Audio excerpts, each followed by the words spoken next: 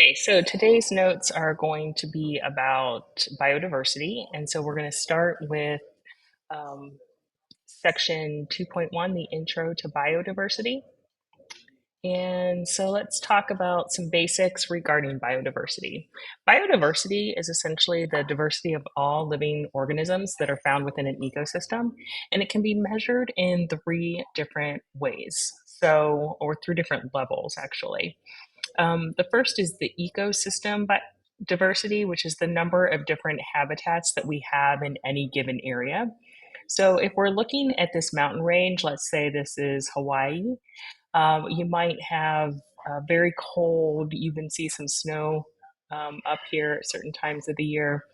And that would be one habitat or one different type of ecosystem. And then we have species diversity, which are all the different organisms that live within a specific ecosystem. So that includes all the plant and animal species that also reside there. It even includes things like the bacteria and the insects and the single one-celled organisms like maybe an amoeba or something that might live in that area. So it's everything, every living organism that lives there. And then we also have what we call genetic diversity, which occurs when there are different genes. It's like the number of different genes that are found within a population of individuals. So let's say, I know one good example, it's got some squirrels right here. I know in my backyard, I've got squirrels that have white tails, like almost perfectly white tails, which is an example or a type of albinism. And so that's a mutated gene that has caused that. And so that would add to the genetic diversity within my population of squirrels in my backyard. So that's just an example of genetic diversity. Higher biodiversity in an area equals higher ecosystem and higher population health.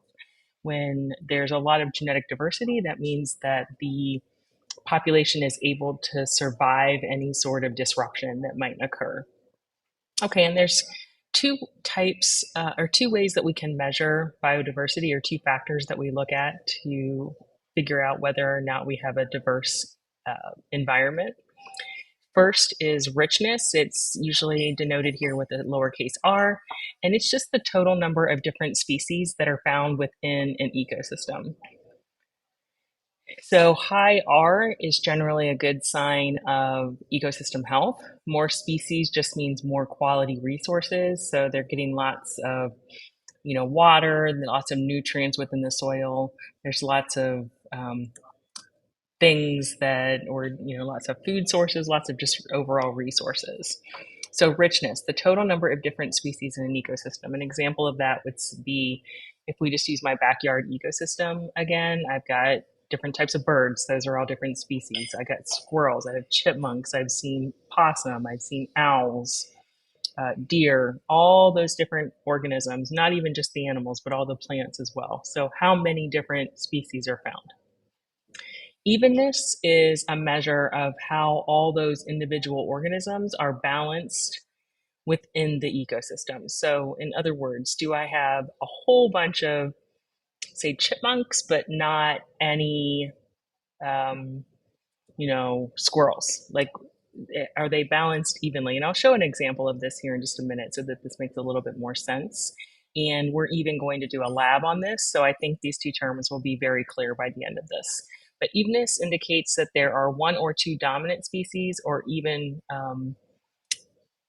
if the population sizes are well balanced. So we're looking to see if one thing's kind of taking over all the resources, maybe out competing all the other resources, or are things living like in a good harmony where the numbers are balanced throughout. So that's what evenness is. So looking at this picture, community one is very even.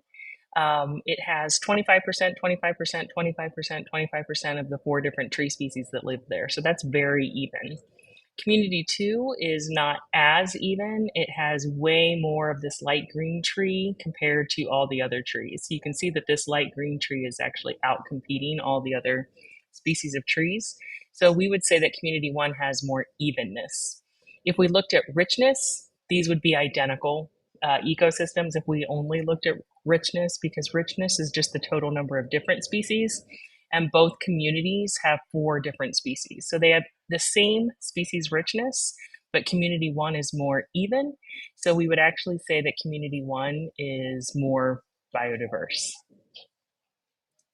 All right, so genetic diversity in ecosystems. Oh, let me go back to the previous slide really quickly, because I just realized that, oops, having difficulties here.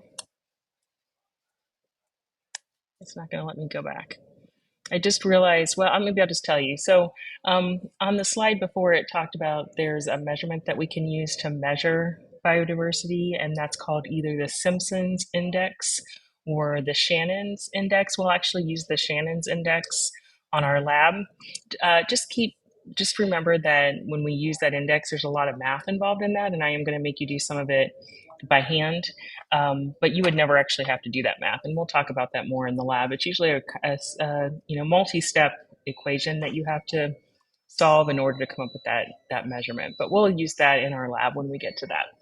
Okay, genetic diversity is very beneficial. So as I said previously, it's a measure of the different genomes or the sets of genes that are found within a population of individuals of any given species.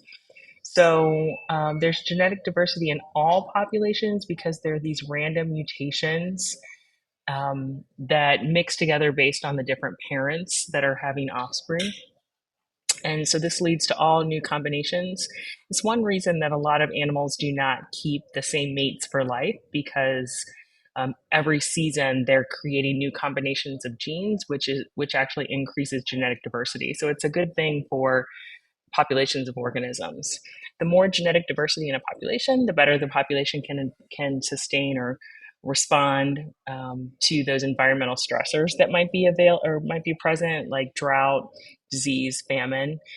Let's say, for instance, that every organism in the population or every individual in the population has the exact, like they're clones of one another. They have the exact same DNA.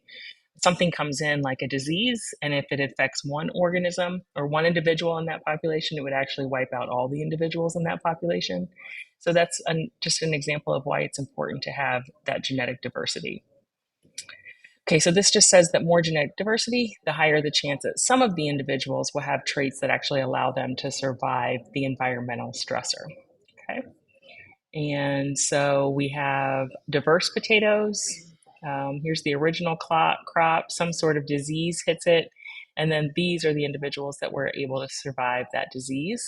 If we had all cloned potatoes, disease hits them and now they've all died and they're not able to survive. So that's just an example of why it's good to have genetic diversity. Okay, another reason that it's good to have genetic diversity is to prevent something called a bottleneck event. So this is some sort of a disturbance that occurs either due to a natural disaster or human habitat destruction or overhunting. That's another issue. This drastically reduces that population size of the organism, and it kills everything regardless of their genetic makeup. The problem with this is that the surviving population is very small because so many individuals just sort of died randomly because of whatever this event was. And it doesn't represent, this new population that's created doesn't represent the genetic diversity of the original population. Because the population size is small, there tends to be then a lot of inbreeding that occurs. And so we're not really getting the genetic diversity that we had before. And these small populations can be vulnerable to future disturbances that occur within the environment. So floods, droughts, forest fires, whatever the case might be. One pretty famous example of this is the cheetah population in Africa. Their population, because of human habitat destruction, but also because of overhunting, because the furs of cheetah were very precious in the past. The cheetah population became so small that inbreeding happened, and it's still trying to rebound from the events that it took place. Okay, let me get rid of my picture here for a second and just kind of show you what this would look like if in like a mouse population, maybe a wild mouse population. You can see here the bottleneck event occurred. It then dropped the population down to this genetic diversity. This was the original genetic diversity. We now have this. And so when these organisms reproduce and have babies, the genetic diversity does not change really from what we have now. And you can see if we compare the original population with the new population, the genetic diversity is very different. So that's sort of what happens with that bottleneck event. Okay, ecosystem resilience. That's the ability of an ecosystem to return back to its original condition after some sort of disturbance, whether that's human caused disturbance or natural disaster. The more biodiversity an ecosystem has, the better it's able to sustain and the more resilient that it is after one of those disturbances. And so, um, higher species diversity means that more plant species then are able to kind of move into that area and repopulate that disturbed ground. And then what that will do eventually is provide food and habitat for the animal species to come along. So the plants always kind of move back first after a disturbance. And again, the more biodiversity that's there, the better it is for the ecosystem to rebound. Okay, here's our practice FRQ for today. Describe one of the three levels of biodiversity and just explain how high biodiversity at the level you describe is beneficial to ecosystems. Make sure that you can answer that question. Those are sort of the key takeaways from today's notes. Okay, I'm going to end it here. If you have any questions, make sure you talk to me in class. Have a great day.